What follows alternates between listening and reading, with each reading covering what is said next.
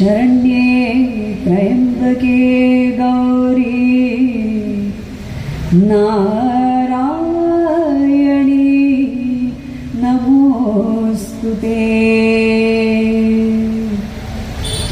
सृष्टिस्थिति विनाशना शक्तिभूते सनातनी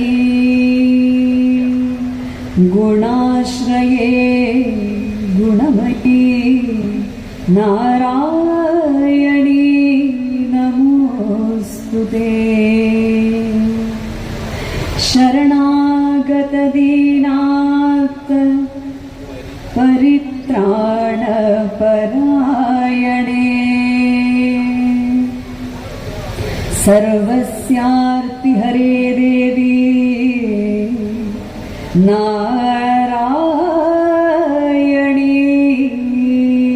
नमोस्तुते।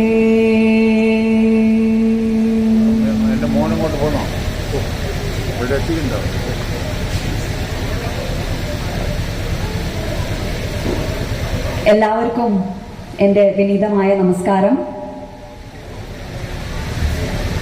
ഇന്ന് ഈ നവരാത്രി വേളയിൽ പിഷാരികാവ് ഭഗവതി അമ്മയുടെ സാന്നിധ്യത്തിൽ വന്ന് ഇങ്ങനെ സംസാരിക്കാനുള്ള ഒരു അവസരം എനിക്ക് കിട്ടിയത് എൻ്റെ ഒരു വലിയ ഭാഗ്യമായിട്ടാണ് ഞാൻ കരുതുന്നത്. മലബാർ ദേവസ്വത്തിനോടും അമ്പലത്തിന്റെ മറ്റ് ഭാരവാഹികളോടും എൻ്റെ നന്ദി അറിയിക്കുന്നു. എന്നെ ഈ ഒരു പുണ്യവേളയിൽ നവരാത്രി സമയത്ത് ക്ഷണിച്ചതിനായി. എനിക്ക് ഈ നാടുമായിട്ട് ഒരു ആൻസെസ്ട്രൽ ബന്ധവും കൂടെ ഉണ്ട്. എൻ്റെ അച്ഛൻ്റെ വീട് കൊയിലാണ്ടിയാണ്.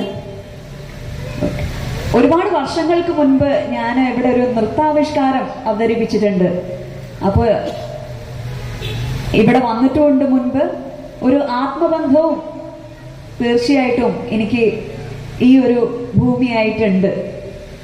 അതുകൊണ്ട് ഒരിക്കൽ കൂടി നന്ദി അറിയിക്കുന്നു നവരാത്രി സമയത്ത് എന്നെ ഇവിടെ ക്ഷണിച്ചത്. എല്ലാവർക്കും ഇന്ന് ലളിതാ പഞ്ചമിയാണ്. എല്ലാവർക്കും ലളിതാ പഞ്ചമി ആശംസകളും നേരുന്നു.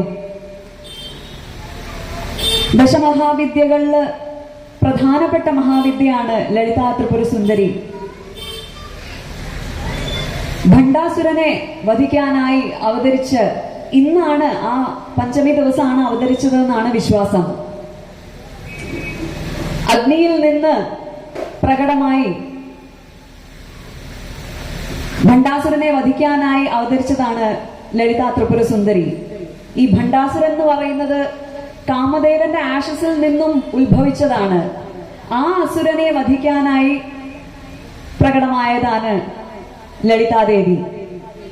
ഇന്ന് അങ്ങനെ ഒരു ദിവസം തന്നെ ഇവിടെ സംസാരിക്കാൻ സാധിച്ചതിൽ വളരെയധികം ഭാഗ്യമായിട്ട് ഞാൻ കരുതുകയാണ്. നവരാത്രി സമയം എന്ന് പറയുന്നത് പറയപ്പെടുന്നത് എന്താന്ന് വെച്ചാൽ ദേവിയുടെ കഥകൾ കേൾക്കുക, ദേവിയുടെ ഭക്തിയിൽ ഭക്തിസാന്ദ്രമായി അലിഞ്ഞു ചേരുക, ഇതൊക്കെ തന്നെയാണ് ചെയ്യേണ്ടത് എന്നാണ്.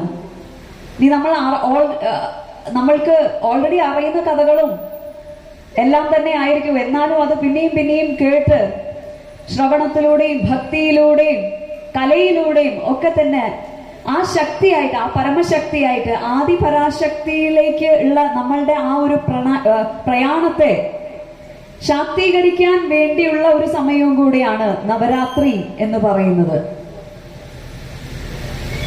അപ്പൊ ദേവി സാന്ദ്രമായ ഒരു സമയമാണ്. ദേവി എന്ന് പറഞ്ഞാൽ ഗോഡസ് വർഷിപ്പ്. ഗോഡസ് വർഷിപ്പ് ശരിക്കും പറഞ്ഞു കഴിഞ്ഞാൽ ദേവി ആരാധന ഇന്ന് ഒരു പക്ഷേ ഭാരതത്തിൽ മാത്രമാണ് ഇത്രയും ഉജ്ജ്വലമായി ആഘോഷിക്കപ്പെടുന്ന ഒരു ആരാധനാ സമ്പ്രദായമായിട്ട് ഇന്നും നിലനിൽക്കുന്നത്. ഇത് ലോകത്തിലുള്ള മറ്റ് പല സഭ്യതകളിലും വളരെ പ്രാചീനമായിട്ടുള്ള സിവിലൈസേഷൻസിൽ ഒരുപാട് കാലം ആരാധന ഉണ്ടായിരുന്ന ഒരു സമ്പ്രദായം തന്നെയാണ് ഫീമെയിൽ ഗോഡസ് വേർഷിപ്പ്. ഫെമിനിൻ എന്ന് പറയുന്ന ഒരു ക്വാളിറ്റി, സ്ത്രീ തത്വത്തെ ആരാധിക്കുക, വേർഷിപ്പ് ചെയ്യുക എന്നത് ലോകമെമ്പാടുമുള്ള പല സിവിലൈസേഷൻസിലും ഉണ്ടായിരുന്നതാണ്. പക്ഷെ ഒരുപാട് കാരണങ്ങൾ കാരണം നമ്മൾക്ക് എല്ലാവർക്കും അറിയാം, ഇന്ന് ഏകദേശം ഒരു സ്ഥലത്ത് തന്നെ അതൊരു വലിയ സമ്പ്രദായമായിട്ടൊന്നും നിലനിൽക്കുന്നില്ല. കുറച്ച് ഉദാഹരണങ്ങളൊക്കെ പറയുകയാണെങ്കിൽ, നമ്മൾക്ക് സുപരിചിതമായ ചില ചിഹ്നങ്ങളുണ്ട്, ഇമേജസ് ഉണ്ട്. ദേവിയെ കുറിച്ച് നമ്മൾക്ക് ആലോചിക്കുമ്പോൾ, ദുർഗാദേവിയെ കുറിച്ച് നമ്മൾക്ക് ആലോചിക്കുമ്പോൾ വരുന്ന ഒരു ഇമേജ് ഉണ്ട്. അതായത് ബഹുകരങ്ങളും സിംഹവാഹിനിയും ആയിട്ടുള്ള ഒരു ഇമേജാണ്. അപ്പൊ ഈ ഒരു ഇമേജ് വെച്ചിട്ട് തന്നെ നമ്മൾക്ക് മറ്റ് സിവിലൈസേഷൻസിലെ ഒരു കാര്യം ഒന്ന് പരിശോധിച്ച് നോക്കിക്കഴിഞ്ഞാൽ, സോഗ്ഡിയൻസ് എന്ന് പറയുന്ന ഒരു ആൾക്കാരൻ സെൻട്രൽ ഏഷ്യയില്, അതായത് തജിക്കിസ്ഥാന് അടുത്തായിട്ട് ഇപ്പൊ ഒരു ചെറിയ സിറ്റിയിലുള്ള പാലസിൽ നമ്മൾക്ക് കാണാം അവരുടെ ഗോഡസ് നന, ഗോഡസ് നന എന്ന് പറഞ്ഞിട്ട്. അപ്പം ഐക്കോണോഗ്രാഫി നമ്മൾ നോക്കുകയാണെങ്കിൽ എങ്ങനെയാണ്? ദേവി ചതുർഭുജം, സൂര്യനെയും ചന്ദ്രനെയും കൈകളിൽ ഏന്തിയിരിക്കുന്നു, സിംഹവാഹിനിയാണ്. ഈ പെയിന്റിംഗ് ഇപ്പോഴും സമർക്കന്ത് എന്ന് പറയുന്ന സ്ഥലത്തിന് അടുത്തുള്ള ഒരു സിറ്റിയിലുള്ള പാലസിൽ ഇപ്പോഴും നമുക്ക് കാണാം. അതേപോലെ ഒരു ആർമീനിയൻ ഗോഡസ് ഉണ്ട്, നനെ എന്ന് പറഞ്ഞിട്ട്, ഗോഡസ് ഓഫ് വിസ്ഡം ആൻഡ് വാർ, യുദ്ധത്തിന്റെയും ജ്ഞാനത്തിന്റെയും ദേവതയാണ്.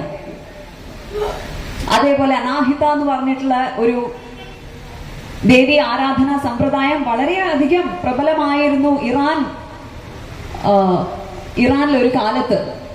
പിന്നീട് അത് സെസേഷൻസിന്റെ കീഴിലുള്ള ഒരു ഐക്കോണോക്ലാസ്റ്റിക് മൂവ്മെന്റ് കാരണം അത് സപ്രസ് ചെയ്യപ്പെട്ടതാണ്, അടിച്ചമർത്തപ്പെട്ടതാണ്.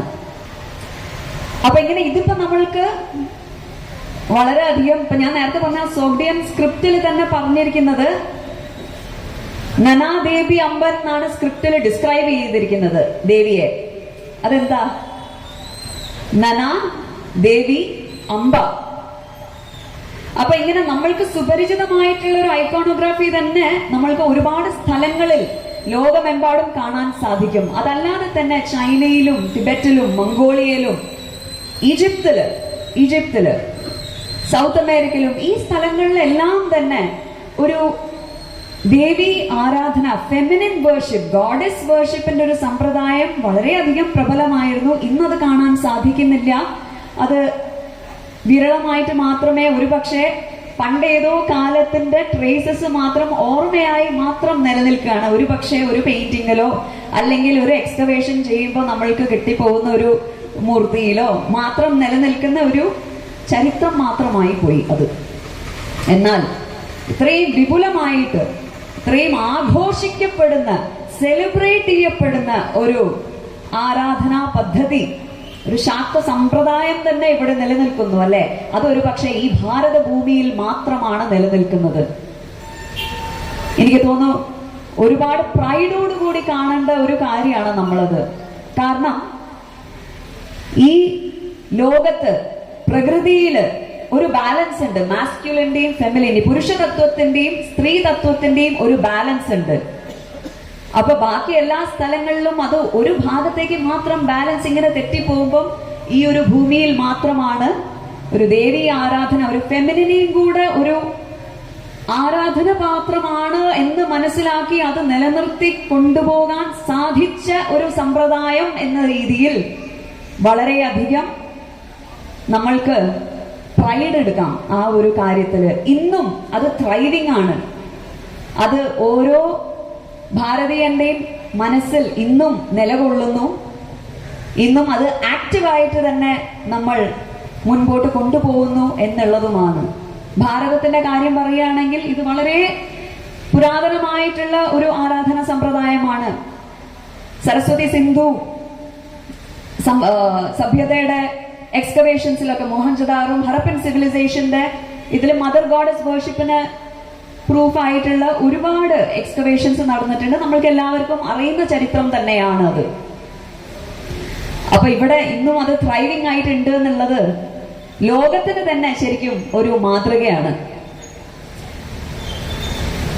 മറ്റു സ്ഥലങ്ങളിൽ ഇപ്പോൾ അവരുടെ പുരാതന ചരിത്രം എന്തായിരുന്നു എന്നുള്ള അന്വേഷണം തുടങ്ങിക്കഴിഞ്ഞു. എല്ലാവരും നമ്മൾ വാർത്തയിലൊക്കെ കേൾക്കുന്നുണ്ടാവും. ഒരുപാട് സമൂഹങ്ങൾ ഇപ്പോൾ ഒന്ന് പുറകോട്ട് പോയി അത് അന്വേഷിക്കുകയാണ് എന്തായിരുന്നു എന്നുള്ളത്.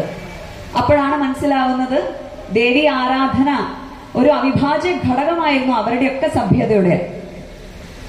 എനിക്ക് തോന്നുന്നു ഒരു പക്ഷേ ഒരു ദേവി ആരാധനാ സമ്പ്രദായം, ഒരു emancipation of worship of feminine, അതിനുള്ള പുനർജീവനത്തിനുള്ള സമയമായിരിക്കുന്നു. അതിന്റെ വേളയാണ് ഇപ്പോൾ. അത് ലോകമെമ്പാടും തന്നെ റിവൈവ് ചെയ്യാൻ സാധിക്കട്ടെ എന്നുള്ളത് നമുക്ക് പ്രാർത്ഥിക്കാം. ഭാരതത്തിന്റെ കാര്യം പറയുകയാണെങ്കിൽ ഒരുപാട് നഗരങ്ങൾ തന്നെ ദേവിയുടെ പേരിലാണ് അറിയപ്പെടുന്നത്. മുംബ ദേവിയുടെ പേരിലാണ് അറിയപ്പെടുന്നത്. ചണ്ഡിയുടെ പേരിലാണ് ചണ്ഡിഗഡ് എന്ന് അറിയപ്പെടുന്നത്. നൈനിതാൾ നൈനാദേവിയുടെ പേരിലാണ് അറിയപ്പെടുന്നത്. നൈനാദേവി എന്ന് പറഞ്ഞപ്പോഴാണ് കണ്ണുകൾക്ക് ഒരുപാട് പ്രാധാന്യമുണ്ടല്ലേ ദേവിയെ വർണ്ണിക്കുമ്പോൾ. നമ്മൾ മീനാക്ഷി എന്ന് പറയുന്നത് പോലെ അങ്ങനെ എത്രയോ എത്രയോ വർണ്ണനകൾ. ഈ കണ്ണ് എന്ന് പറയുന്നത് ഒരു അന്തർലീനമായ അർത്ഥം കൂടി അതിനുണ്ട്. അതായത് ഗഹനമായ ഒരു അവബോധത്തിൽ നിന്നും വരുന്ന കാഴ്ചയ്ക്കുള്ള ശക്തി, അതും കൂടെ അന്തർലീനമായിട്ടുള്ളൊരു അർത്ഥം അതിൽ ഉൾക്കൊള്ളുന്നു. അതുകൊണ്ടാണ് ആ കണ്ണ്, ദേവിയുടെ കണ്ണിന് വളരെയധികം പ്രാധാന്യം നൽകുന്നത്. ഉൾക്കണ്ണുകൊണ്ടുമുള്ള ഒരു കാഴ്ച വളർത്തിയെടുക്കുന്നത് അത് ദർശിപ്പിക്കുന്നു. നേരത്തെ ഞാൻ പറഞ്ഞതുപോലെ ഒരു ബാലൻസ് നിലനിർത്താനായിട്ട് ഈ മാസ്കുലിന്റെയും ഫെമിനിന്റെയും, സ്ത്രീ തത്വത്തിന്റെയും പുരുഷ തത്വത്തിന്റെയും ഒരു സന്തുലനം അത്യാവശ്യമാണ്. അപ്പൊ എന്തുകൊണ്ടാണ് ഇപ്പൊ ഈ പറയുന്ന നമ്മൾ ഫെമിനിൻ വേർഷിപ്പിനെ റിവൈവ് ചെയ്യണമെന്നും അത് ഇത്ര പ്രാധാന്യമുണ്ട് എന്നുള്ളതിനും പറയാനുള്ള കാരണങ്ങൾ എന്തൊക്കെയാണ്? അതല്ല, ഇനിയിപ്പോ എന്താണ് ശക്തി, എന്താണ് ദേവി ആരാധന? ശക്തി,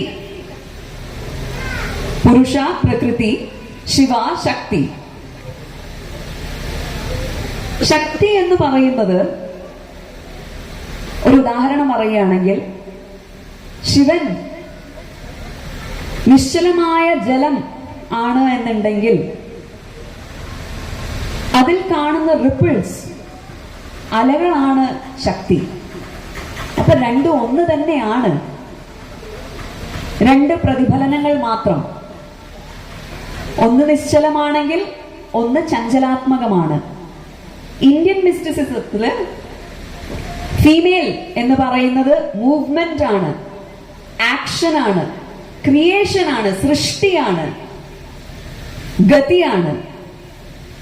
ഈ സൃഷ്ടി തന്നെ സംഭവിച്ചിരിക്കുന്നത് ശക്തിയുടെ മാനിഫെസ്റ്റേഷൻ ആണ്. ശക്തി ഇല്ലെങ്കിൽ ശിവനില്ല. അത് നമ്മൾക്ക് പ്രകടമായി കാണണം എന്നുണ്ടെങ്കിൽ, ശിവന്റെ തത്വം നമുക്ക് പ്രകടമായി കാണണം എന്നുണ്ടെങ്കിൽ ശക്തി അനിവാര്യമാണ്. അതുകൊണ്ടാണ് പറയുന്നത് ഇതൊരു ബാലൻസ് ആണ്. രണ്ടും പൊളാരിറ്റീസ് അല്ല, ഒരു പരസ്പര പൂരകതയാണ് നമ്മൾക്ക് ആവശ്യം. എല്ലാരും പറയുന്നത് പോലെ നമ്മളുടെ ഈ ഒരു സമ്പ്രദായത്തിൽ, നമ്മളുടെ പൈതൃകത്തിൽ നമ്മൾ വിശ്വസിക്കുന്നത്, അല്ലെങ്കിൽ നമ്മളുടെ ജീവൻ തന്നെ നമ്മൾക്ക് കിട്ടിയിരിക്കുന്നത് ഒരു ലക്ഷ്യത്തിന് വേണ്ടിയിട്ടാണ്. അതായത് ജീവാത്മാവും പരമാത്മാവും തമ്മിലുള്ള ഒരു യൂണിയൻ, അതിനു വേണ്ടിയാണ്. അപ്പം ഈ ഒരു കോൺസെപ്റ്റ്, ശക്തി, ശിവ, പുരുഷ, പ്രകൃതി, ഇതെല്ലാം തന്നെ ഓരോ വ്യക്തിയിലും വളർത്തിയെടുത്താൽ മാത്രമേ നമ്മൾക്ക് ജ്ഞാനോദയം സംഭവിക്കൂ എന്ന് പറയുന്നു.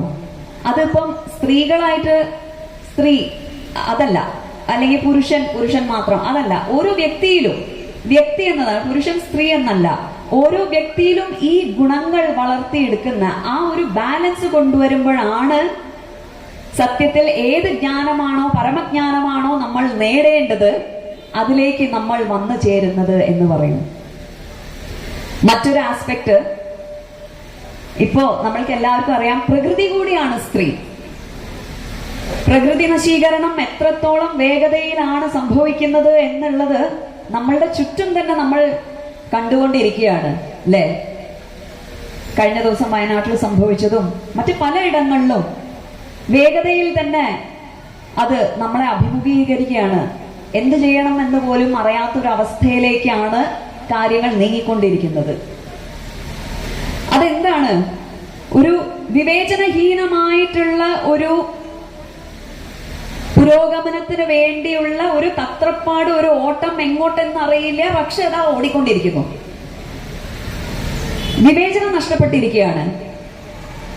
പ്രകൃതിയെ ഏത് രീതിയിൽ വേണമെങ്കിലും എക്സ്പ്ലോയിറ്റ് ചെയ്യാം എന്നുള്ള ഒരു അവസ്ഥയിലേക്ക് വന്ന് ഇരിക്കുമ്പോഴാണ് നമ്മൾ മനസ്സിലാക്കേണ്ടത്, നമ്മൾക്കൊരു സമൂഹമായിട്ട്, ഒരു രാഷ്ട്രമായിട്ട്, ലോകത്തിന് തന്നെ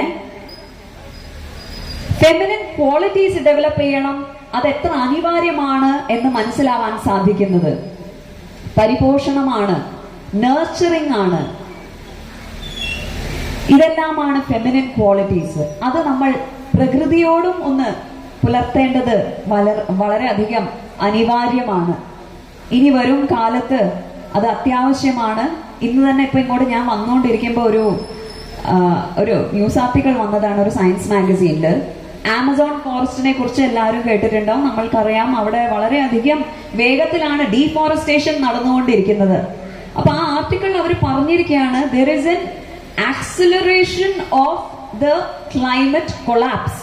അതായത് ക്ലൈമറ്റ് കൊളാപ്സ് ആണ്, കൊളാപ്സ് നടന്നുകൊണ്ടിരിക്കുകയാണ്, ഇങ്ങനെ തകർന്നുകൊണ്ടിരിക്കുകയാണ്. അത് നമ്മൾ ഈ ഡീഫോറസ്റ്റേഷനും വനനശീകരണവും ചെയ്യുന്നത് മൂലം അത് വേഗത കൂടിക്കൂടി വരികയാണ്. അതിൻ്റെത് കൂടുതൽ നശീകരണം നടക്കുന്നു, കൂടുതൽ എക്സ്ട്രീം ആയിട്ടുള്ള ഇവന്റ്സ് നടക്കുന്നു. മഴയായാലും അല്ലെങ്കിൽ ഫോറസ്റ്റ് ഫയർ ആയാലും തീപിടുത്തമായാലും ഇതെല്ലാം തന്നെ ആക്സിലറേറ്റ് ചെയ്തുകൊണ്ടിരിക്കുകയാണ് നമ്മളുടെ ഈ ഒരു പ്രവൃത്തി കാരണം. അപ്പൊ അതുകൊണ്ടാണ് നമ്മളുടെ സമൂഹത്തിൽ തന്നെ വേരൂന്നിയ ആശയങ്ങളായി നമ്മൾക്ക് ഇങ്ങനെയുള്ള ഗുണങ്ങൾ വളർത്തിയെടുക്കേണ്ട ആവശ്യമുണ്ട്. അറ്റ്ലീസ്റ്റ് അടുത്ത തലമുറയ്ക്കെങ്കിലും ഒരു സുസ്ഥിരമായ ഡെവലപ്മെന്റ്, ഒരു സസ്റ്റൈനബിൾ ഡെവലപ്മെന്റ്, അതായത് ഈ ഒരു തലമുറയ്ക്ക് മാത്രമല്ല, ഇനി വരാൻ പോകുന്ന തലമുറയ്ക്കും നമ്മളുടെ പ്രകൃതിയിലുള്ള ഈ റിസോഴ്സസ് മുഴുവൻ അവർക്ക് ഹെൽത്തി ആവുന്ന രീതിയിൽ ഉപയോഗിക്കാൻ മാത്രം പാകത്തിലെങ്കിലും വിട്ടുകൊടുക്കണം. അതാണ് സസ്റ്റൈനബിൾ ഡെവലപ്മെന്റ്, സുസ്ഥിരമായ വികസനം. അതിനുവേണ്ടി ഏറ്റവും കൂടുതൽ ആവശ്യം ആറ്റിറ്റ്യൂഡ് ചേഞ്ച് ആണ്.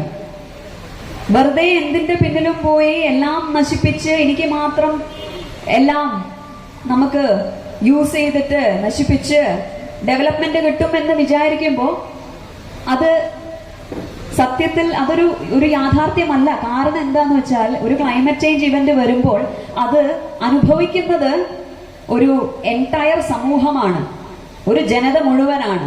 അത് ആരെയും സ്പെയർ ചെയ്യുന്നില്ല, അത് ആരെയും വിട്ടുകൊടുക്കുന്നില്ല.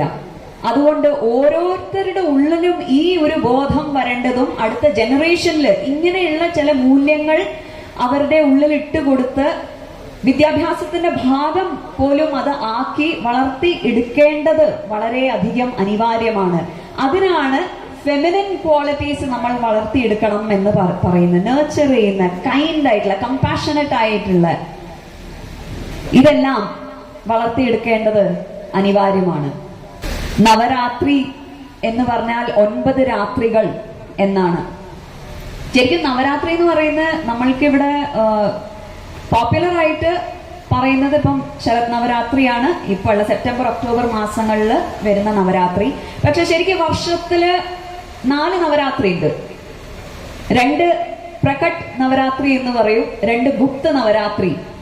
ബ്രോഡ്ലി സ്പീക്കിംഗ് ഇങ്ങനെയാണ് 4 നവരാത്രി. അത് ശരിക്കും നമുക്ക് നോക്കിക്കഴിഞ്ഞാൽ ഈ സീസൺ ചേഞ്ച് വരില്ലേ, കാലാവസ്ഥയിലുള്ള മാറ്റങ്ങൾ വരുന്ന ആ സമയങ്ങളിലാണ് ശരിക്കും നവരാത്രികൾ. പ്രകട്ട് എന്ന് പറഞ്ഞാൽ പുറത്തേക്ക് കാണപ്പെടുന്നത്, പ്രകടമായത്. പ്രകട് നവരാത്രി 2 ആണ്. ഒന്ന് ചൈത്ര നവരാത്രി, അത് ഉത്തരായണത്തിൽ വരുന്നതാണ്. പിന്നെയാണ് ഇപ്പോ നമ്മൾ ആഘോഷിക്കുന്ന ശരത് നവരാത്രി, സെപ്റ്റംബർ ഒക്ടോബർ മാസത്തില്. ചൈത്ര നവരാത്രി ആ ഒരു മാർച്ച് ഏപ്രിൽ ആ ഒരു സമയത്താണ്. അതായത് ചൂടുകാലം വരുന്നതിന് തൊട്ട് മുൻപേ ഒരു സീസൺ ചേഞ്ച്. അതുകൊണ്ട് തന്നെയാണ് ഇപ്പോഴും അതെ, ഇനിയിപ്പം വിന്ററിലേക്ക് പോകുന്ന ഒരു സീസൺ ചേഞ്ച് വരാൻ പോവുകയാണ്. അപ്പൊ നമ്മളൊരു കാര്യം അറിയേണ്ടത്, നമ്മളുടെ ഇവിടെയുള്ള എല്ലാ ആഘോഷങ്ങളും കാലാവസ്ഥയായിട്ടും സീസൺസ് ആയിട്ടും വളരെയധികം ഒരു കണക്ഷൻ ഉണ്ട്. നവരാത്രി സമയത്ത് വ്രതം എടുക്കണം എന്ന് പറയും. ഭക്ഷണമൊക്കെ ഒന്ന് കുറച്ച് നമ്മളൊക്കെ ഒന്ന് കാം ഡൗൺ, എന്നിട്ട് നമ്മൾ റെഡി ആവുകയാണ്. അതായത് ഒരു സീസൺ ചേഞ്ചിന് വേണ്ടിയിട്ടും കൂടെ ഉള്ള ഒരു പദ്ധതിയാണ് ശരിക്കും പറഞ്ഞു കഴിഞ്ഞാൽ. കാരണം സീസൺ ചേഞ്ച് വരുമ്പോൾ വേണ്ടാതെ അതും ഇതൊക്കെ മാറി കഴിക്കുക, അല്ലെങ്കിൽ ഒരു ബോധമില്ലാതെ ഉള്ള ഒരു ജീവിത രീതി നമ്മൾ മുൻപോട്ട് കൊണ്ടുപോകുമ്പോഴാണ് അസുഖങ്ങൾ വരാം, അല്ലെങ്കിൽ പൊതുവെ ഒരു സുഖം തോന്നില്ല. അതുകൊണ്ടാണ് ഒരു രീതിയിൽ നോക്കിക്കഴിഞ്ഞാൽ നവരാത്രി സമയങ്ങളിൽ വ്രതം എടുക്കണം എന്ന് പറയാ. ഭക്ഷണമൊക്കെ ഒന്ന് കൺട്രോൾ ചെയ്ത് നല്ല രീതിയിലുള്ള ആ ഒരു ട്രാൻസിഷന് വേണ്ടിയിട്ടാണ് അത് പറയുന്നത്. മറ്റൊരു ഗുപ്ത നവരാത്രിയാണ്. ഒന്ന് മഘനവരാത്രി എന്ന് പറയും, ഒന്ന് ആഷാഢ നവരാത്രി എന്ന്. തന്ത്ര സമ്പ്രദായത്തിലൊക്കെ ഒരുപാട് അനുഷ്ഠാനങ്ങൾക്കും സാധനയ്ക്കും വേണ്ടി ചെയ്യുന്നതാണ്. അത് അത്ര അധികം പ്രബലമല്ല, പുറത്തേക്ക് അത്ര അധികം അറിയുന്നതുമല്ല. അപ്പൊ ഇങ്ങനെയാണ് നവരാത്രി. പക്ഷെ ഏറ്റവും കൂടുതൽ പോപ്പുലർ ആയിട്ട് നിൽക്കുന്ന ശരത് നവരാത്രിയാണ് ഇപ്പൊ ഈ സെപ്റ്റംബർ ഒക്ടോബർ മാസങ്ങളിൽ നമ്മൾ ആഘോഷിക്കുന്നത്. ഇപ്പൊ ശാരദീയ നവരാത്രി എന്ന് പറഞ്ഞു കഴിഞ്ഞാൽ അതിൽ ഒരുപാട് വിശ്വാസങ്ങളുണ്ട്. പലയിടത്തും പല രീതിയിലാണ് നമ്മൾ ആഘോഷിക്കുന്നത്. ശാരദാദേവിയായിട്ടും സംബന്ധം പറയാറുണ്ട്. ശാരദാദേവി എന്ന് പറയുന്നത് ലേണിംഗിന്റെ ഗോഡസ് ആണ്. അറിവിന്റെ, വിദ്യാഭ്യാസത്തിന്റെ, ജ്ഞാനത്തിന്റെ ദേവതയാണ്. അപ്പം നമ്മൾക്കറിയാം, നമ്മളുടെ ഈ ഒരു പൈതൃകത്തില് ഏറ്റവും കൂടുതൽ നമ്മൾ എംഫസൈസ് ചെയ്തിരിക്കുന്നത് വിദ്യാഭ്യാസം എന്നത് അറിവ് നേടാൻ, അറിവ്, പരമജ്ഞാനം, അത് നേടാൻ വേണ്ടിയുള്ള ഒരു പ്രയാണമാണ് ജീവിതം തന്നെ എന്ന് വിശ്വസിക്കുന്ന ഒരു സഭ്യതയാണ് നമ്മളുടേത്. അപ്പൊ ലേണിങ്ങിന് എത്രമാത്രം ഇമ്പോർട്ടൻസ് ഉണ്ട് എന്നുള്ളത് നമ്മൾക്കും അതെ. ഇപ്പം സരസ്വതി പൂജയല്ലേ ഏറ്റവും അധികം പ്രാധാന്യമുള്ളത് ഈ ഒരു വേളയിൽ. ഈ ഒരു 9 ദിവസം നമ്മൾ അവസാനിപ്പിക്കുന്നത് സരസ്വതി പൂജയോടെയാണ്. വിജയദശമിക്ക് വിദ്യാരംഭമാണ് നമ്മൾക്ക് പ്രധാനം. അതുപോലെ തന്നെ വളരെയധികം പ്രാധാന്യമുള്ളതാണ് നവദുർഗ ആരാധന. അതായത് 9 രാത്രികളാണ്. ഈ നവരാത്രി എന്ന് പറയുന്നത് 9 എന്നുള്ളതും നവ എന്ന് പറയുന്നത് നവം എന്നുള്ള ഒരു അർത്ഥമുണ്ട്. അതായത് പുതിയത്, നവം. അപ്പൊ നമ്മളുടെ ഉള്ളിൽ തന്നെ ഉള്ള എല്ലാ കാര്യങ്ങളും നവീകരിച്ച് ഒരു പുതിയ മനുഷ്യനായി, ഒരു പുതിയ വ്യക്തിയായി ശക്തി തത്വം നമ്മളുടെ ഉള്ളിലേക്ക് ആകർഷിച്ച് സാധനയിലൂടെ, അനുഷ്ഠാനങ്ങളിലൂടെ അത് സാധ്യമാക്കുക എന്നുള്ള ഒരു ലക്ഷ്യവും കൂടെ ഉണ്ട് ഈ നവരാത്രിക്ക്. നവീകരണം, വ്യക്തിയുടെയും നവീകരണം എന്ന് വേണമെങ്കിൽ നമുക്ക് പറയാം. ഇപ്പൊ നേരത്തെ പറഞ്ഞ നവദുർഗ 9 രാത്രികളില് 9 പ്രതിഫലനങ്ങളാണ്. നവദുർഗയെ ആരാധിക്കുന്ന ഒരു സമ്പ്രദായമുണ്ട്. ഓരോ ദിവസവും ഓരോ മാനിഫെസ്റ്റേഷൻ. പ്രഥമം ശൈലപുത്രീതി, ദ്വിതീയം ബ്രഹ്മചാരിണി, തൃതീയം ചന്ദ്രഘണ്ടേതി, കൂഷ്മാണ്ഡേചി, ചതുർത്ഥകം പഞ്ചമം സ്കന്ദമാതേതി, ഷഷ്ടം കാത്യായനി തഥാ, സപ്തമം കാലരാത്രിശ്ച മഹാഗൗരീതി ചാഷ്ടകം, നവമം സിദ്ധിദാത്രി ച നവദുർഗാ പ്രകീർത്തിതാഃ. ഉക്താന്യേതാനി നാമാനി ബ്രഹ്മണേവ മഹാത്മനാ. അതായത് ഈ ഒരു യാത്രയും വളരെ കൗതുകം പകരുന്ന ഒരു യാത്രയാണ് ദേവിയുടെ. നവദുർഗ എന്ന് നമ്മൾ സങ്കല്പിക്കുമ്പോൾ തുടങ്ങുന്നത് എവിടെയാണ്? ശൈലപുത്രി. പ്രഥമം ശൈലപുത്രി. ശൈലപുത്രി എന്ന് പറയുന്നത് പർവ്വതങ്ങളുടെ മകൾ. അതായത് ഒരു സ്ത്രീയുടെ ജേർണിയും തുടങ്ങുന്നത് ആദ്യം ഒരു മകളായിട്ടാണ്. ശൈലപുത്രി. ഇവിടുന്നാണ് വേറൊരു ഒരു ആധ്യാത്മിക തലത്തിൽ നോക്കുകയാണെങ്കിൽ ശിവനിലേക്ക് ഉള്ള, ശിവനെ തേടിയുള്ള യാത്ര ഇവിടുന്നാണ് തുടങ്ങുന്നത്. ശിവനെ ഭർത്താവായി കിട്ടാൻ വേണ്ടി തപസ് ചെയ്ത് വന്ന് പുനർജനിച്ചതാണല്ലോ. അപ്പം ആദ്യത്തെ പ്രഥമ ശൈലപുത്രിയാണ്, പർവ്വതപുത്രിയാണ്. ഇവിടുന്ന് ആ ജേണി തുടങ്ങുന്നു. രണ്ടാമത് ദ്വിതീയ ബ്രഹ്മചാരിണി. അപ്പൊ ഈ ഒരു സ്റ്റേജ് എന്താണ്? തപസ്സിന്റെ ഒരു സ്റ്റേജാണ്. തപസ് ബ്രഹ്മചാരിണി എന്ന് പറയുന്നതിന്റെ അർത്ഥം ബ്രഹ്മത്തിൽ ചലിക്കുന്ന, അതായത് പരമജ്ഞാനം നേടാൻ വേണ്ടി തപസ് ചെയ്ത് തപസ്സനുഷ്ഠിക്കുന്ന ആ ഒരു സ്ഥിതി, അതാണ് ബ്രഹ്മചാരിണി ആയിട്ട് രണ്ടാമത്തെ ദിവസം. അതുകൊണ്ട് ബ്രഹ്മചാരിണി ദേവിയെയാണ് നമ്മൾ നമിക്കുന്നത്.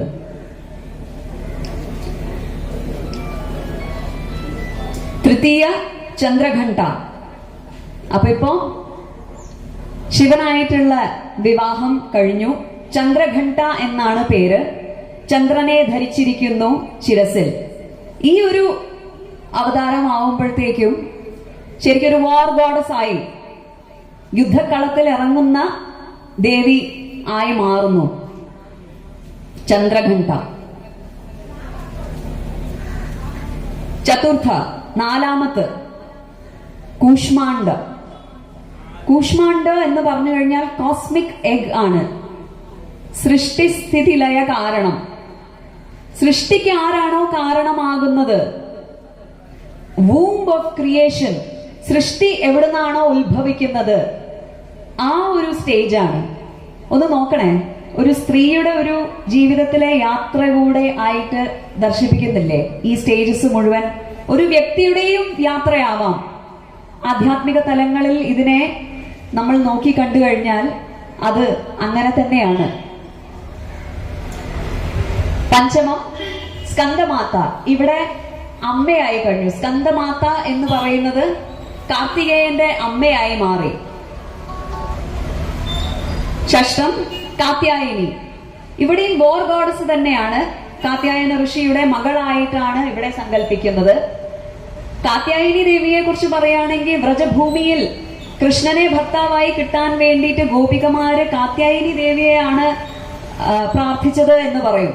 അതുകൊണ്ട് തന്നെ വ്രജഭൂമിയിൽ കാത്യായനിയാണ് അവിടുത്തെ ക്വീൻ ഓഫ് ബ്രജ്ഭൂമി എന്ന് പറയും. അവിടുത്തെ ദേവത, അവിടുത്തെ ദേവി കാത്യായനി ദേവിയാണ്. സപ്തമം കാലരാത്രി. കാലരാത്രി എന്ന് പറയുന്നത്, കാൽ എന്ന് പറയുന്നത് സമയം എന്ന അർത്ഥം കൂടെയുണ്ട്. സമയമുണ്ട്, ഡെത്ത് ഉണ്ട്. Kalaratri, the night also. ഭക്തന്മാർക്ക് ശുഭം ചെയ്യുന്നത് കാരണം ശുഭകരി എന്നും അറിയപ്പെടുന്നു കാലരാത്രി. അഷ്ടം എന്താണ്? എട്ടാമത് മഹാഗൗരി. മഹാഗൗരി എന്ന് പറയുന്നത് ഇപ്പൊ വന്ന് ഈ എല്ലാ സ്റ്റേജസിൽ കൂടെയും കടന്നുപോയി വ്യക്തിയിൽ പ്രകാശം പകർന്നു നൽകുന്ന ഒരു സ്റ്റേജാണ് മഹാഗൗരി എന്ന് പറയുന്നത്. അതായത് പരമജ്ഞാനം പ്രാപിക്കാൻ വേണ്ടിയുള്ള തയ്യാറെടുപ്പുകൾ നടന്നുകൊണ്ടിരിക്കുന്നു. ഓരോ വ്യക്തിയിലും പ്രകാശം നമ്മൾക്ക് എന്താണ്? നമ്മൾക്ക് തമസോമാ ജ്യോതിർഗമയ, അതായത് ഇരുട്ടിൽ നിന്നും പ്രകാശത്തിലേക്ക് എന്നാണ് ഇവിടെയുള്ള നമ്മളുടെ സങ്കല്പം. പ്രകാശം എന്ന് പറയുന്നത് ജ്ഞാനത്തിന്റെ പ്രകാശമാണ്, വിജ്ഞാനത്തിന്റെ പ്രകാശമാണ്, അറിവിന്റെ പ്രകാശമാണ്, ജ്ഞാനോദയത്തിന്റെ പ്രകാശം. ഇത് പകർന്നു നൽകാൻ സാധിപ്പിച്ചു തരുന്ന മഹാഗൗരി. നവമി ദിവസമോ സിദ്ധിദാത്രി. സിദ്ധിദാത്രി എന്ന് പറഞ്ഞാൽ സിദ്ധികൾ സമ്മാനിക്കുന്ന ദേവി. അഷ്ടസിദ്ധിയാണ്. അതായത് ഒരു വ്യക്തി വളർന്ന് ആ ഒരു ലെവലിലേക്ക് എത്തിക്കഴിഞ്ഞു, അതായത് സിദ്ധികൾ പ്രാപിക്കാൻ മാത്രം പ്രാപ്തരായി അവർ. ആ ഒരു വ്യക്തിക്ക് അനുഷ്ഠാനങ്ങളും സാധനയിലൂടെയും ഈ 9 രാത്രികളിലൂടെ അതായത് ശൈലപുത്രി എന്ന് പറയുന്ന മൂലാധാര ചക്രമാണ് റെപ്രസെന്റ് ചെയ്യുന്നത് എന്ന് പറയും.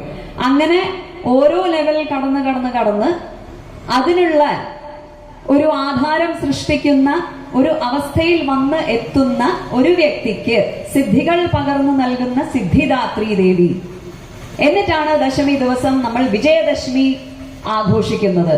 അതായത് നമ്മളുടെ അറിവില്ലായ്മയും ഇഗ്നറൻസും എന്താണോ നമ്മളെ ജ്ഞാനോദയത്തിൽ നിന്നും പിന്തിരിപ്പിക്കുന്നത്, അത് എല്ലാം തന്നെ മറികടന്ന് ആ ഒരു അവസ്ഥയിലേക്ക് നമ്മൾ എത്തുമ്പം ആ ഒരു വിജയം പ്രാപിച്ചത് അത് ആഘോഷിക്കലാണ് വിജയദശമി. അപ്പൊ ഇങ്ങനെയാണ് ഈ 9 ദിവസങ്ങളുടെ സങ്കല്പം.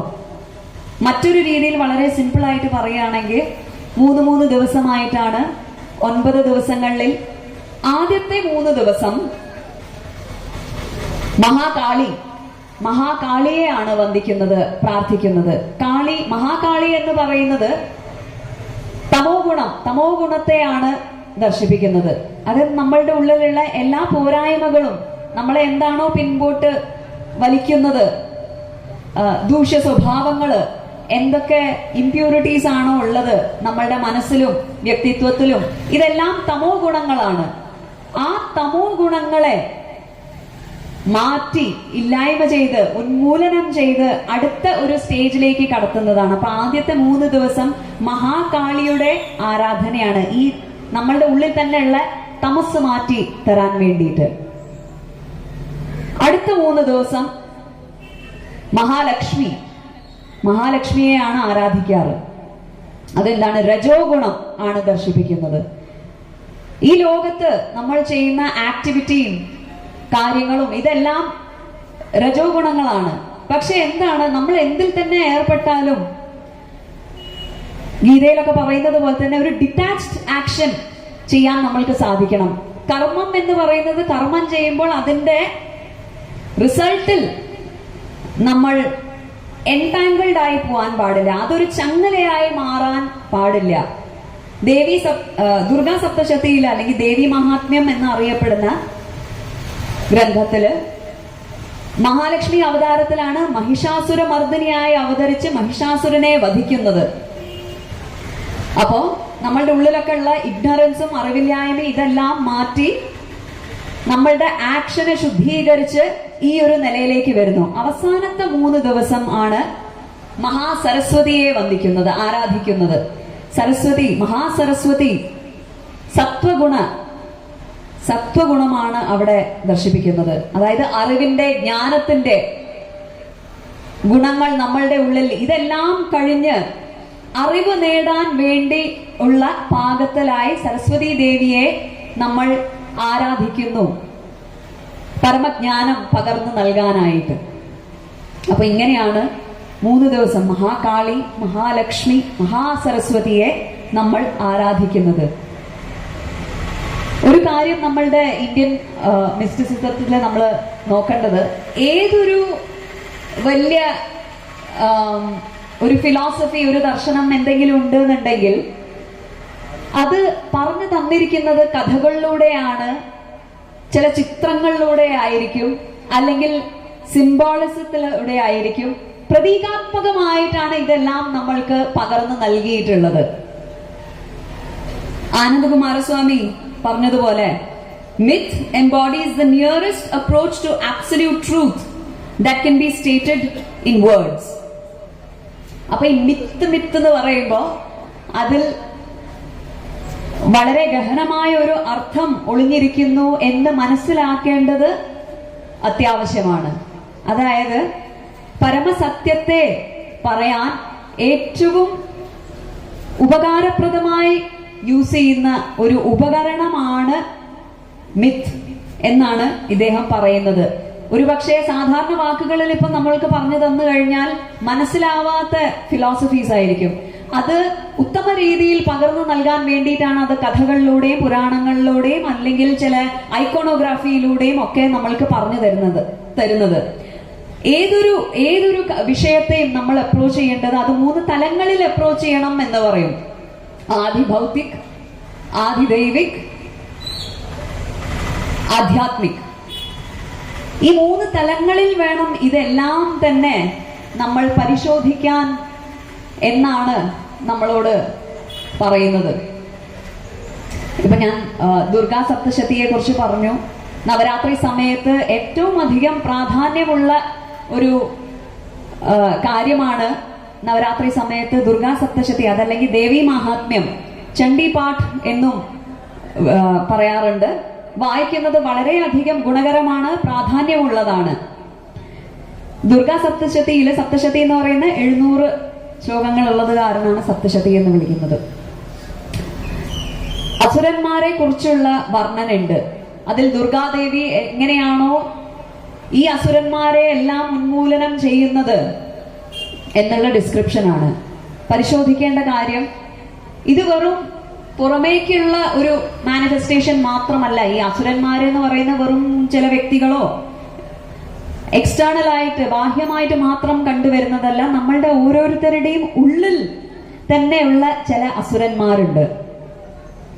ഗീതയിൽ പറയുന്നത് പോലെ, ശരിക്കും മഹാഭാരത യുദ്ധകളത്തിൽ നിൽക്കുമ്പോൾ അവിടെ യുദ്ധം നടക്കുന്നുണ്ട്, ബാഹ്യമായിട്ടുള്ള യുദ്ധം നടക്കുന്നുണ്ട്. എന്നാലും അത് ഓരോ വ്യക്തിയുടെ ഉള്ളിലും ഉള്ള അന്ധകാരത്തെ മാറ്റി ഉണരാൻ പറയുന്ന ഒരു സന്ദേശം തരുന്നതാണ് ഭഗവത്ഗീതയിൽ. യുദ്ധകളത്തിൽ പകച്ചു നിൽക്കുമ്പോൾ, അർജുനൻ പകച്ചു നിൽക്കുമ്പോൾ ജ്ഞാനോദയത്തിനായി ഉപദേശം നൽകി ഒരു മഹത്തായ യോദ്ധാവായി, ധർമ്മയോദ്ധാവായി ആവിർഭവിക്കാൻ വേണ്ടി പകർന്നു നൽകുന്ന സന്ദേശമാണ്. അതിൽ ശ്രീകൃഷ്ണൻ പറയുന്നുണ്ട്, തസ്മാദജ്ഞാന സംഭൂതം ഹൃത്സ്ഥം ജ്ഞാനാസിനാത്മനഃ ചിത്വേന സംശയം യോഗം ആധിഷ്ഠോതിഷ്ഠ ഭാരത. അതായത് ജ്ഞാനത്തിന്റെ വാളുകൊണ്ട് നിന്റെ ഹൃദയത്തിൽ ഉണർന്നിരിക്കുന്ന സംശയം വെട്ടിമാറ്റൂ, ഉന്മൂലനം ചെയ്യൂ. എന്നിട്ട് റൈസ്, ഉണരൂ, എഴുന്നേൽക്കൂ അർജുന എന്ന്. അപ്പൊ ഇത് നമ്മളുടെ ഓരോരുത്തരുടെയും ഇന്റേണൽ ബാറ്റിൽ, അന്തർലീനമായിട്ടുള്ള ചില ബാറ്റിൽസ് നമ്മൾക്ക് എല്ലാവർക്കും ഉണ്ട്, അതും കൂടിയാണ്. അതേപോലെയാണ് ഇപ്പം ദുർഗാ സപ്തശതിയില് കുറെ അസുരന്മാരുടെ വിവരണമുണ്ട്. പരിശോധിച്ച് നോക്കുകയാണെങ്കിൽ വളരെയധികം നമ്മൾക്ക് ഒരുപാട് സന്ദേശങ്ങൾ തരുന്ന ഒരു കാര്യമാണ്. ഒരു അസുരനാണ് ധൂമ്രലോചന. ധൂമ്രലോചന എന്ന് പറഞ്ഞാൽ പുക കൊണ്ട് മറച്ചിരിക്കുന്ന ദൃഷ്ടി. അതായത് ക്ലിയർ പെർസെപ്ഷൻ ഇല്ല, ശരിയായ രീതിയിൽ കാര്യങ്ങൾ കാണാൻ സാധിക്കുന്നില്ല. അപ്പൊ നമ്മളുടെ ഓരോരുത്തരുടെയും ഉള്ളിൽ അതുണ്ട് അല്ലെ, ഒരു പുക മറഞ്ഞതുപോലെ, എന്തോ ഒന്നും മനസ്സിലാവാത്തതുപോലെ, ശരിയായ രീതിയിൽ കാണാൻ സാധിക്കുന്നില്ല. കാണാൻ സാധിക്കുന്നില്ല എന്ന് പറഞ്ഞാൽ കണ്ണടട്ടിട്ട് പവർ നോക്കണം എന്നല്ല, അതായത് കാര്യങ്ങളെ തിരിച്ചറിയാൻ സാധിക്കുന്നില്ല എന്നുള്ള ഒരു അവസ്ഥ. ആ അവസ്ഥയെ മാറ്റുന്നതാണ് ദേവി. വേറെ നമ്മൾക്ക് കാണാൻ സാധിക്കുന്നത് പൊളാരിറ്റീസ് ഉള്ള അസുരന്മാര്, മധു, കൈട്ടഭ. ഒന്ന് സ്വീറ്റ്നെസ് ആണ്, മധു ആണ് എങ്കിൽ മറ്റേത് വൈമുഖ്യമാണ്. ചണ്ടമുണ്ട, ഒന്ന് തല മാത്രമാണെങ്കിൽ ഒന്ന് തല ഇല്ലാത്തതാണ്, ഉപയോഗിക്കാത്തതാണ്. അതായത് ഒന്ന് ഫിയേഴ്സ് ആണ്, ഒന്ന് ലോ ആണ്. അങ്ങനെയുള്ള പൊളാരിറ്റീസ് ഒന്ന് നോക്കണേ. ഇതെല്ലാവരും, ഈ എല്ലാ ക്വാളിറ്റീസും നമ്മളുടെ ഓരോരുത്തരുടെയും ഉള്ളിൽ തന്നെ ഇങ്ങനെ ഓപ്പോസിറ്റ്സ് ആയിട്ട് എപ്പോഴും പ്രവർത്തിച്ചുകൊണ്ടിരിക്കുകയാണ്. അതേപോലെ തന്നെയാണ് ശുംഭ നിശുംഭ്. അത് കുറച്ചും കൂടെ അഹംഭാവത്തിന്റെ കുറച്ചും കൂടെ സൂക്ഷ്മമായ തലമാണത്. ഒന്ന് ഞാൻ എന്ന ഭാവമാണെങ്കിൽ മറ്റത് എന്റേത് എന്ന ഭാവമാണ്. അത് കുറച്ചും കൂടെ സട്ടിലായിട്ടുള്ള ഒരു കാര്യമാണ്. രക്തബീജ, അത് വളരെ രസകരമാണ്. രക്തബീജ എന്ന് പറയുന്നത് ഇതും ഒരു സൂക്ഷ്മമായിട്ടുള്ള കാര്യമാണ്. മൾട്ടിപ്ലിക്കേഷൻ ഓഫ് ഡിസയേഴ്സ് ആണ്. രക്തബീജന്റെ കഥ എന്താണ്? അതായത് ഒരു തുള്ളി രക്തം ഭൂമിയിൽ വീണ് കഴിഞ്ഞാൽ അത് 100 കണക്കിന് രക്തബീജന്മാരായി വരും. അതിങ്ങനെ മൾട്ടിപ്ലൈ ചെയ്തുകൊണ്ടേയിരിക്കും. നമ്മളുടെ ഓരോരുത്തരുടെയും കാര്യം അങ്ങനെ തന്നെയല്ലേ. ഓരോ ഡിസയറും അത് ഒന്നിൽ നിന്ന് മറ്റത്, അതിൽ നിന്ന് വേറൊരു 1000 കണക്കിന് അതിനെ ഉന്മൂലനം ചെയ്യുന്നതും കൂടെ ദർശിപ്പിക്കുകയാണത്. അപ്പം ബാഹ്യമായിട്ടുള്ള ഒരു കഥ വീക്ഷിക്കുന്നത് മാത്രമല്ല, ഇതെല്ലാം അന്തർലീനമായിട്ടുള്ള ഒരു നവീകരണത്തിന് വേണ്ടിയുള്ള ഉപദേശം കൂടെയാണ് എന്നുള്ളത് മനസ്സിലാക്കേണ്ടത് അനിവാര്യമാണ്. അപ്പൊ ഇങ്ങനെ നവരാത്രി സമയത്ത് എല്ലാവർക്കും സാധന ചെയ്ത് ഇങ്ങനെ ഒരു നവീകരണം ഓരോരുത്തരിലും സംഭവിക്കാൻ സാധിപ്പിക്കട്ടെ എന്ന് ഞാൻ ആശംസിക്കുന്നു. ദുർഗാ സപ്തശതിയുടെ കാര്യം പറയുമ്പോൾ, ദേവി മഹാത്മ്യത്തിന്റെ കാര്യം പറയുമ്പോൾ വളരെയധികം പുണ്യകരമാണ് ഈ നവരാത്രി വേളയിൽ ദുർഗാ സപ്തശതി വായിക്കുന്നത് എന്ന് പറയാറുണ്ട്. അപ്പം ആദി ശങ്കരാചാര്യരുടെ രചനയിലുള്ള മഹിഷാസുരമർദിനി സ്തോത്രം നിങ്ങളുടെ എല്ലാവരുടെയും സമ്മതം ഉണ്ടെങ്കിൽ എനിക്കൊന്ന് ഇവിടെ ചൊല്ലണമെന്നുണ്ട്. ദേവിയുടെ സാന്നിധ്യത്തിൽ ഈ നവരാത്രി സമയത്ത് ചൊല്ലണം എന്നൊരു ആഗ്രഹം. മഹിഷാസുരൻ എന്ന് പറയുന്നതും ഈ പറഞ്ഞ പോലെ പറഞ്ഞില്ല, ഏറ്റവും പ്രധാനപ്പെട്ട അസുരനാണ്. മഹിഷാസുര മർദിനിയാണല്ലോ. മഹിഷാസുരൻ എന്ന് പറയുന്നതും വളരെ രസകരമാണ് അല്ലെ? എന്താണ്, പകുതി മനുഷ്യനുമാണ്, പകുതി മഹിഷനുമാണ്. ബൊഫല്ലോ ആണ്, ഹാഫ് ബൊഫല്ലോ ഹാഫ് മാൻ. അതായത് നമ്മളുടെ ഓരോരുത്തരുടെയും ഉള്ളിലുള്ള മൃഗം, ബീസ്റ്റിനെ മാറ്റാൻ വേണ്ടിയുള്ള ഒരു പ്രയാണമാണത്. ഈ മഹിഷാസുരനെ ഉന്മൂലനം ചെയ്യുന്നത് എന്ന് പറയുന്നത് നമ്മളുടെ ഓരോരുത്തരുടെയും ഉള്ളിലുള്ള മൃഗത്തെ ഉന്മൂലനം ചെയ്യലാണത്. എന്നിട്ട് ഒരു ഉത്തമ വ്യക്തിയായി ആവിർഭവിക്കുന്നതിന്റെ ഒരു സിംബളിസം അതിലുണ്ട്.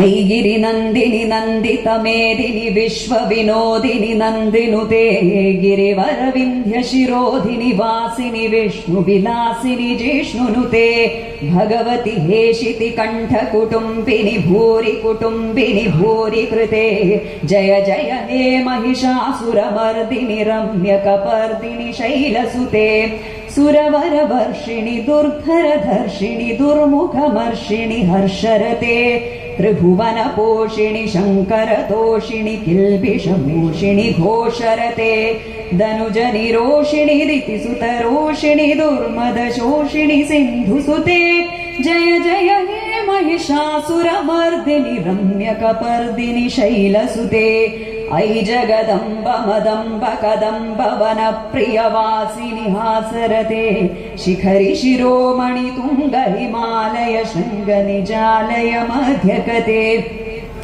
मधु मधुरे मधु कैटभगञ्जिनि कैटभवञ्जिनि रासरते जय जय हे महिषासुरमर्दिनि रम्यकपर्दिनि शैलसुते ऐशतखण्ड विखण्डित रुण्ड वितुण्डित शुण्ड गजाधिपते गज गण्ड विदारण चण्ड पराक्रम शुण्ड मृगाधिपते निज भुज दण्ड निपातित खण्ड विपातित मुण्ड भटाधिपते जय जय हे महिषासुरमर्दिनि रम्यकपर्दिनि शैलसुते ऐरण दुर्मद शत्रुवधोदित दुर्धर निर्जर शक्तिभृते चतुर विचार धुरी महत् हा शिवदूत कृत प्रमथाधिपते दुरित दुरीह दुराशय दुर्मति दानवदूत कृतान्तमते जय जय हे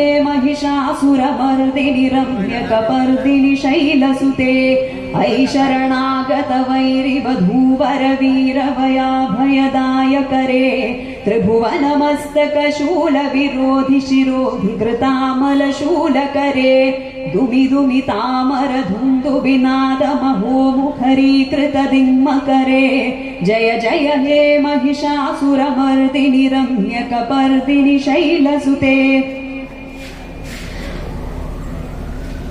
ऐ निज हुंकृत मात्र निराकृत धूम्र विलोचन धूम्रशते समर विशोषित शोणित बीज समुद्भव शोणित बीजलते शिव शिव शुंभ निशुंभ महाहवदर्पित भूत पिशाचरते जय जय हे महिषासुरमर्दिनि रम्यकपर्दिनि शैलसुते धनुरनुशङ्करणक्षण सङ्गपरिस्फुरदङ्गनटकटके कनकपिशङ्गपृषत्कनिशङ्कर सत्पटशृङ्गहताबटुके कृतचतुरङ्गबलक्षिति रङ्गगडद्बहुरङ्गरतत्पटुके जय जय हे महिषासुरमर्दिनि रम्यकपर्दिनि शैलसुते सुरललनाथ तथैः तथैः कृताभिनयोदर नृत्यरते कृतकुकुध कुकुथो गडदाखिल तालकुतूहलगानरते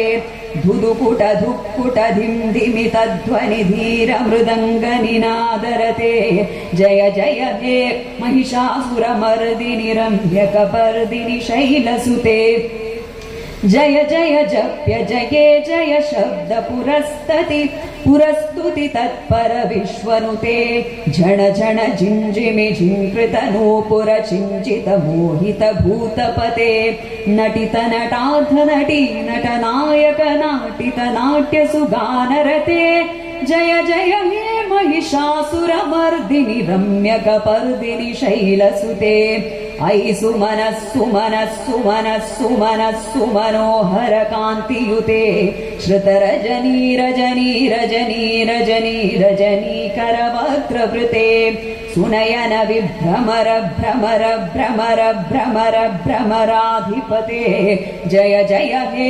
महिषासुरमर्दिनि रम्यकपर्दिनि शैलसुते सहित महाहवमल्लमतल्लिक मल्लितरल्लक मल्लरते विरचित वल्लिक पल्लिक मल्लिक झिल्लिक भिल्लिक वर्गवृते शितकृत फुल्लस मुल्लसितारुण तल्लज पल्लव सल्ललिते जय जय हे महिषासुरमर्दिनि रम्यकपर्दिनि शैलसुते अविरल गण्डगणन्मदमेधुरमत्तमतङ्गजराजपते त्रिभुवन भूषण भूतकलानिधि रूपपयोनिधिराजसुते ऐ सुदती जनलाल समान समोहन मन्मथ राजसुते जय जय हे महिषासुरमर्दिनि रम्यकपर्दिनि शैलसुते कमलदलामल कोमल कान्ति कला कलितामल भाललते सकल विलास कलानिलय क्रम कोळि चलत्कल हंसकुले अलिकुल संकुल कुवलय मण्डल मौलि मिलद्वकुलालिकले जय जय हे महिषासुरमर्दिनि रम्यकपर्दिनि शैलसुते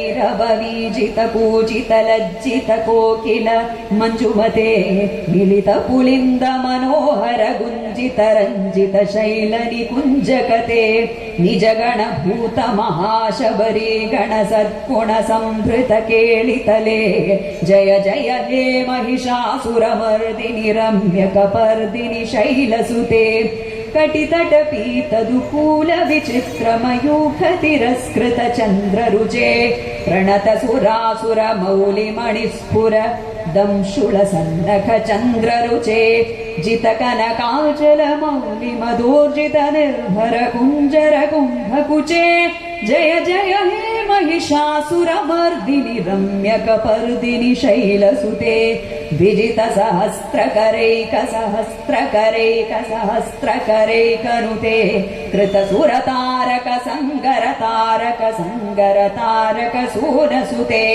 सुरथ समाधि समान समाधि समाधि समाधि सुराजरते जय जय हे महिषासुरमर्दिनि रम्यकपर्दिनि शैलसुते पदकमलं करुणानिलये वरिवस्यति योऽनुदिनं स शिवे ऐ कमले कमलानिलये कमलानिलये स कथं न भवेत् तव पदमेव परं पदमित्यनुशीलयतो मम किं न शिवे जय जय हे महिषासुरमर्दिनि रम्यकपर्दिनि शैलसुते कनकल सत्कल सिन्धु जलैरनुषिञ्जति ते गुणरङ्गभुवं भजति स किं न शुचीकुच कुम्भतटी परिरम्भ्य सुखानुभवम् तव चरणं शरणं करवाणि नदामरवाणि निवासि शिवा जय जय हे महिषासुरमर्दिनि रम्यकपर्दिनि शैलसुते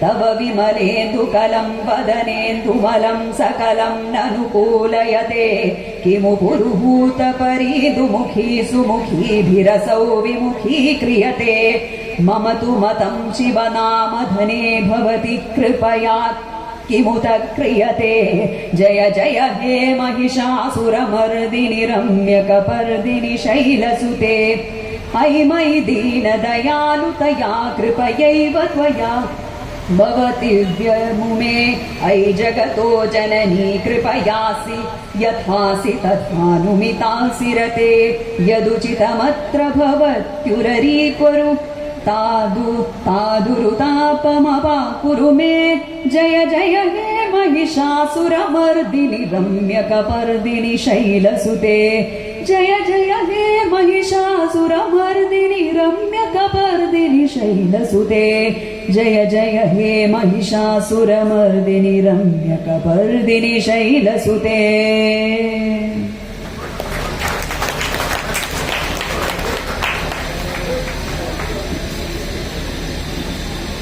എല്ലാവർക്കും ഒരിക്കൽ കൂടി എൻ്റെ ഹൃദയം നിറഞ്ഞ നവരാത്രി ആശംസകൾ. എല്ലാവർക്കും നന്മ സംഭവിക്കട്ടെ, ജ്ഞാനോദയം സംഭവിക്കട്ടെ. ലോകാ സമസ്ത സുഖിനോ ഭവന്തു. നമസ്കാരം, നന്ദി.